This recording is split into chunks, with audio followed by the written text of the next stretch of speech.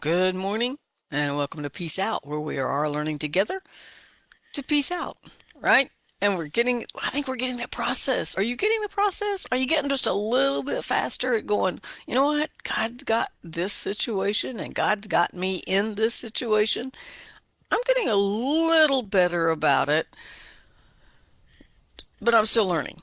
There's always a learning curve, right? There's always more to learn. There's always more to learn. There's always more ways to trust him. There's always more things to give him. For instance, sorry a little bit late. We were up last night because Chris now has what I had last week. So right now he seems okay. So just pray that he kicks this really quickly and that it doesn't hang on like it's hanging on here, right? We want him up and well and getting back to normal very quickly, right? And better than normal, as a matter of fact. So, but isn't the whole point of trusting God just giving whatever's on your plate to Him today? Because it changes, right? The plate doesn't always change, but the stuff on the plate changes. The elements of the story change. The elements of our lives change. And sometimes they change very quickly.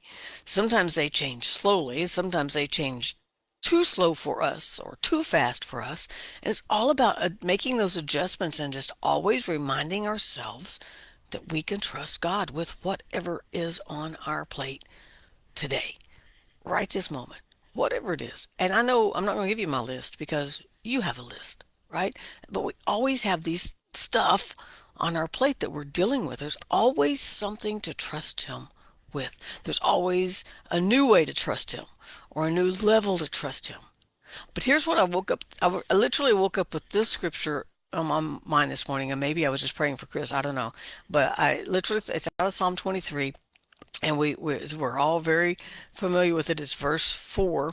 It says, "Even when, not if, even when I walk through the dark valley of death, I will not be afraid, for you are close beside me." Now, what I woke up thinking is the old school of, even though I pass through the valley of the shadow of death, you are with me. So even when, and this, and I will say this in the New Living at the bottom, it says it could say the darkest valley. So it could say, when I walk through the darkest valley, I'm not afraid because you are with me. And here's the thought, here's where my thought processes went this morning. We're going through the valley, whatever the valley is.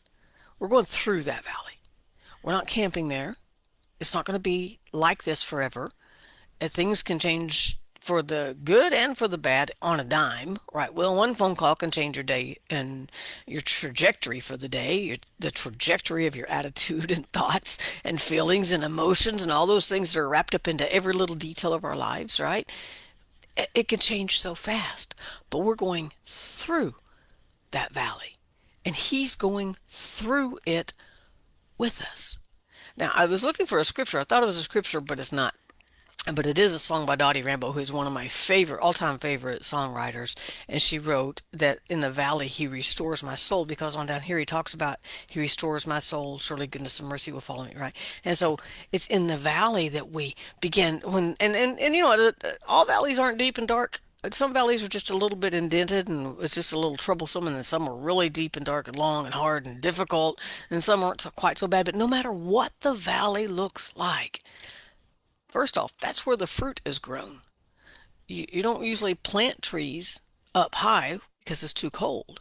The valley is where you're going to harvest your crop. The valley is where your soul is restored. And why is that? Because it's in that valley, it's in those difficult times of life, it's in those situations that we really aren't sure how we're going to make it through without Him, that we begin to realize our intense need for Him. And then we realize that He is with us right there in it, right? So I titled this "Through It All" because God walks through stuff with us. He's not just waiting on the other side going, "Come on, you can do it. Come on, come on, come on. Hurry up, I'm getting tired. Come on, I'm waiting." No, He's with us. And if we take way too long to go through that valley, He will take way too long with us. If we gird up the loins of our minds and our hearts, like the Old Testament scripture says, or the old King James version says, gird up gird up our loins, so to speak, and take off running, he's still with us. If we sit down and cry because we don't know what we're going to do, he's there going through it with us. I love that about God. He doesn't exclude stuff. He doesn't say, this is too dark for me, this is too deep for me, this is too difficult for me, this is too daunting for me, this is too whatever else you want to fill in the blank. He just goes through it with us. When I walk through the darkest valley, you are close beside me, the New King James says, the New Living Translation says. And that makes me think of another one of our scriptures that we talk about a lot here, which is in Isaiah 43, and it says, don't be afraid. Here we are again with that fear, right? I am with you. God is reaffirming that to his children through Isaiah the prophet, chapter 43, verse 5. We read this a lot, right? I will gather you and your children. And then he says, or did he say that? Oh, it's up here. Back up a verse. When you walk through, when you go through deep valleys and great trouble, I will be with you while you're going through. And if you decide to camp there, he's going to wait for you. He's not going to say, well, I just can't sit here any longer. I've got to get moving. This is not allowed. And if you sit down and cry for a minute, he's right there with you. If you decide you're going to run through that valley, he's right there with you. Doesn't matter what pace you take. It doesn't matter how dark it gets, how deep it gets, how difficult it gets. He's right there with you. And guess what the really cool thing is too? When you get through that valley, or when you get through, difficulty, rivers of difficulties, when you walk through fire of oppression, because when you get through it, he's still right there. He doesn't say, okay, well, my job is done here. I'll see y'all later. Call me next time you need me. I'm just a phone call away, or just leave me a voicemail if I don't answer. No, he's still right there. And when things are good, he's still walking through them with you. And when things are more difficult, he's still walking with you through them. He takes us through it all. He's always right there. And then the very last verse of Psalm 23, as I was reading this morning, he still says, surely your goodness and mercy will pursue me. Right there in the valley. His goodness and his mercy and his grace and his peace doesn't wait on the other side of the valley till you come through. It takes you through that valley. And you know what?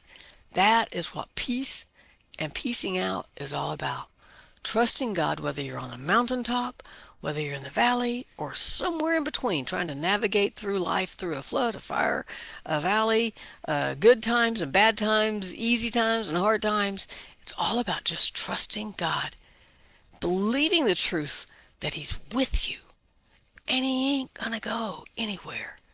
He's with us through it all. And that's why I can peace out today. Doesn't matter what today looks like, what kind of twists and turns today makes, God is with me. You might say that out loud if there's nobody sitting real close. God is with me.